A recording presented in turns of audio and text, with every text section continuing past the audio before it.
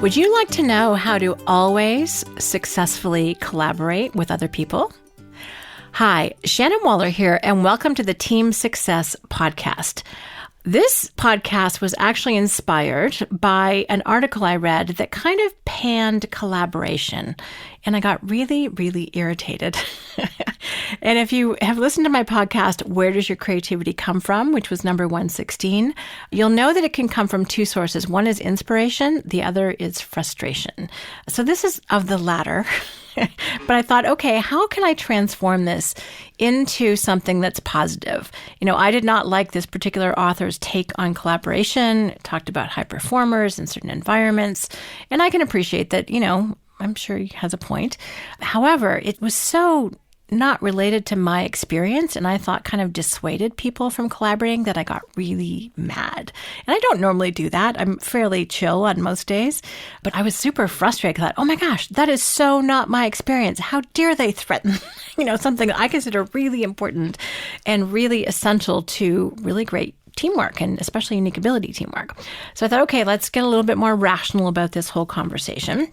I thought, okay, if people are going to collaborate and collaborate well, how can they do that? So let's start off with a definition of collaboration, because I think that's fairly important. So I went to lovely Wikipedia today to find it. And this is the definition. I think it's a great one. Collaboration is the process of two or more people or organizations, which is exactly what Dan Sullivan's talking about in our Game Changer program, working together to complete a task or achieve a goal. Pretty straightforward, pretty simple. Teamwork is a great synonym for this. But I thought, okay, for collaboration to really work, and by the way, if it doesn't work, it means that one person's doing all the heavy lifting and everyone else is just dragging on the system. Or it means that, distracting people, or people are undercutting others. That's not what I'm talking about. That's, in fact, the complete and total opposite. But to have really great collaboration, I thought, okay, there's a few things that I know in my own teamwork, in my own experience of creative collaborations that I think might help. So this is my antidote. This is my solution. Instead of just ranting, I'm going to make a creative contribution to this conversation. So number one, I really think that effective, true, creative, productive collaboration starts when people are doing what they're really good at and what they also have a passion for. And yes, this is unique ability in our language. So it really is about, I'm going to collaborate well when I know what I'm talking about, when I care about what I'm talking about, when I have new ideas. One of the ways I distinguish between whether or not I'm excellent at something, which means I have superior skill, but really not so much passion, versus when I'm unique at something is depending on how many new ideas pop and bubble for me. And it's really interesting. This has happened a lot with me with Kathy Davis, who's my brilliant project manager. I have no idea how she does it for both myself and for Dan Sullivan, but she does. I'll be like, oh, okay, we could do this. And it's usually some version of something I've done before. And then Kathy will come in with this incredible suite of ideas. And I'm like, oh my gosh, you are so much better at this than I am. I think you should run with it. I'll help, I'll support, but she has the vision. And it actually makes it really easy to hand over stuff that I might have hung on to before because she's so capable. That is never in question. And she has all of these additional ideas and creativity for it. So it makes it a real joy. And then often I'll be the one delivering what she's creating. So that's more my unique ability. But her creativity is really what puts the messaging together. So that's an example for me of unique ability. Or I may know something needs to happen or be scheduled to get done. And then Nicole will see the whole cascade of how a project needs to get lined out in terms of timing and who we need to bring in and the different systems that things have to interface with. And I, of course, have no idea about those particular things. So I really count on other people to do what they are expert at so that we can fulfill a project. And why this is so important is if I don't have effective collaborators, people who are brilliant in their areas and who don't educate me, on what needs to happen, my projects stay really, really small. If I'm going to have a bigger future, if I am going to create something big and have a big impact, I must collaborate, which means I need to be really confident in things that I know I'm really good at and have passion for, but also coachable by people who are really good at their area and also have a passion for it. So I'm like, okay, would this be better? Does that work? What should I do here? That to me is true collaboration so that we can produce the best result. There's not a lot of room for ego here. I can be confident, In fact, I better be, in terms of what I'm contributing. But I also need to be very coachable and open to other people's input. This is not just like, oh, I have all the answers. That's not collaboration. You can't collaborate with someone who is non-porous. Everyone has to be open for this collaboration to work. So that's, to my mind, one incredibly important element. The second important element is to get really, really clear on the result that you are looking for. And we use a tool at Strategic Coach called Impact Filters. And we now have a quarterly book called The Extraordinary Impact Filter. Highly recommend that because it really helps you get clear on a couple of things. One is, what's the project? What's the goal? What's the result that we're after? And then it has the purpose. So what is it? Please define the terms. If you're not clear, no one else will be. What's the importance? And this is the why.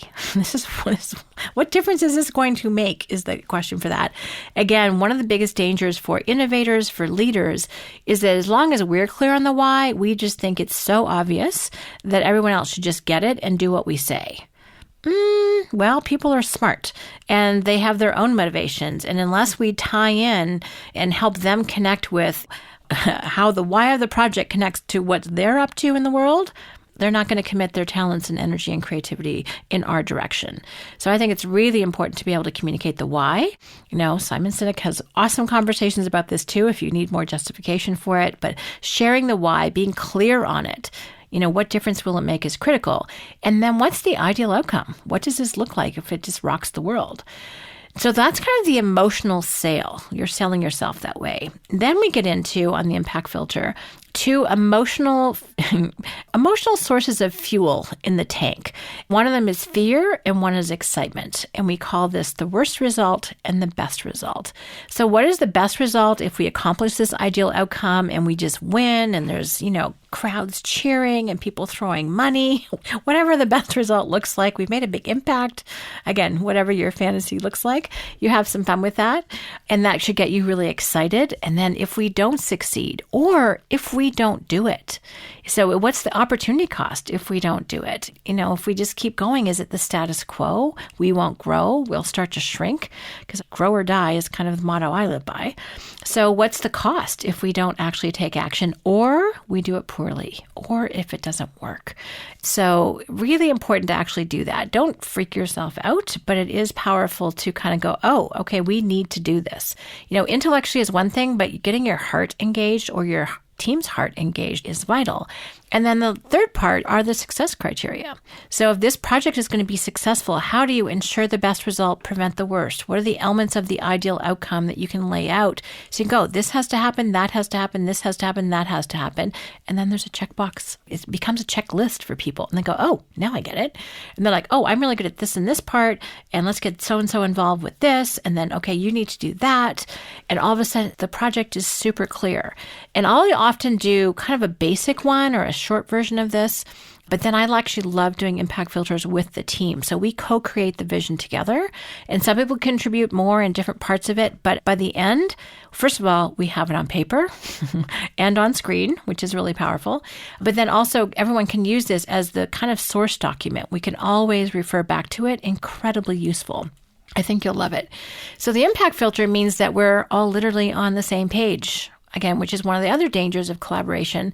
Everyone leaves a meeting thinking we've agreed on what's happening. And if you were to ask the 5 people, they have 5 different definitions because they latched on to that one part of it that they were keen on and other parts faded into the background. So, really useful to have a document that lives beyond that one conversation. And the impact filter is just, frankly, the best way I know of how to do that.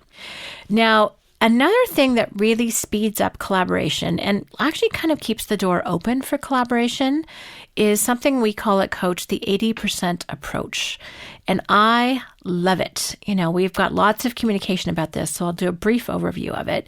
But the 80% approach means that when you do your 80%, then you actually go, okay, here's my 80%, and then you do a handoff in which there's time involved. You need to make sure you're passing it to the right person. There's a whole teamwork model for this.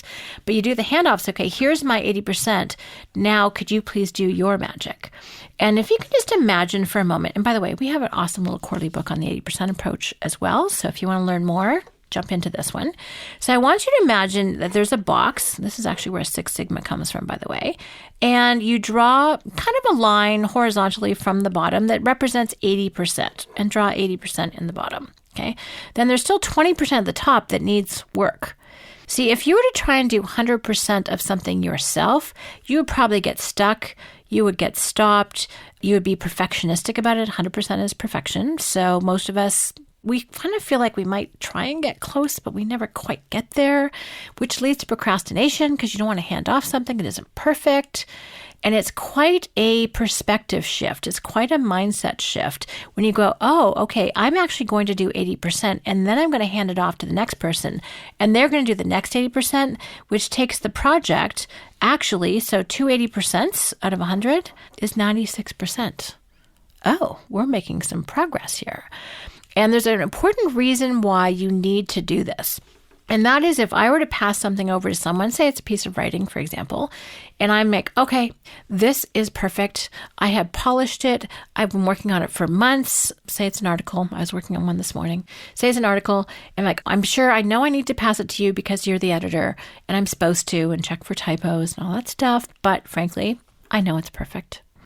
So what happens if I pass it to my teammate with that incredibly egotistical attitude and comments, and they read it and they go, oh my gosh, there are so many flaws in this, and the sentence structure is terrible. The message doesn't come across. What was she trying to say anyway? Now, what is she faced with? How do I tell her? Because I have left no room for improvement. I basically said, it's perfect. I want you to rubber stamp it and send it out. Which is kind of dumb on my part because my name's on it. So I want something that actually is going to be better as a result. Now, if I pass it to her and say, hey, you know what, here's my best 80%. I think it's good. I don't think it's perfect. Please do your magic, which is pretty much what I almost always say. Then that person can go, oh, great. And then they've got room to play. They've got room to utilize their unique ability and to make a contribution. Do you see the difference in how powerful that can be? And also, I have to tell you, it takes me a lot less time to get to 80% than it does to get to 100. I may take 2 hours getting an article to 80%, but it might take me another 10 to 20 or frankly weeks because I put it on the corner of my desk. I kind of let it marinate in what? I have no idea. And I look back at it and then I may look at it and go, oh my gosh, what was I thinking? I'll rewrite chunks of it, and I'll keep marking up and messing up my own stuff until finally it's probably unrecognizable at the end.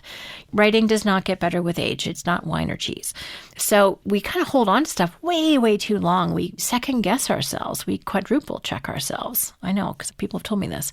And we don't just go, oh, okay, my 80% is good enough. I'm going to hand it off to the next person. Now, you'll notice I'm not saying I'm going to do 20% and hand that off. That's kind of crappy teamwork. Don't do that. So this is about doing a solid effort. You are expending your best capabilities and talents and getting to the point where you still have energy, excitement, and enthusiasm. And as soon as you start to fall off that little cliff where you're like, okay, I'm getting sick of this, then it's time to pass it off to somebody else. That's your first 80%. And I'm assuming if you're a creative, intelligent, engaged human being, your work will be good. Your work will be decent. You're not passing up nothing as though it's something. You actually are doing quality work. So this is not letting you off the hook, but it's also making sure that you don't get stuck in that trap of perfectionism, which causes procrastination. We procrastinate because it's not perfect. That slows down business more than anyone. I'd like to be able to measure this because I see the cost in myself in terms of time. I haven't done a time motion study on it, but it'd be really interesting to do that. But I can tell you that 80% speeds things up dramatically. So going back to our model, so now you're at 96%. Well, there's still 20% left. Well, then if you add another person, a third person, depending on who that is, then you're at 99.2. Well, that's pretty darn good. You can keep going, and this is actually where the Six Sigma concept comes from, 6 times.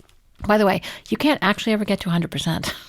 Now, the fractions get really, really tiny, especially unless you're, doing some kind of rocket science or brain surgery, the more perfect, the better.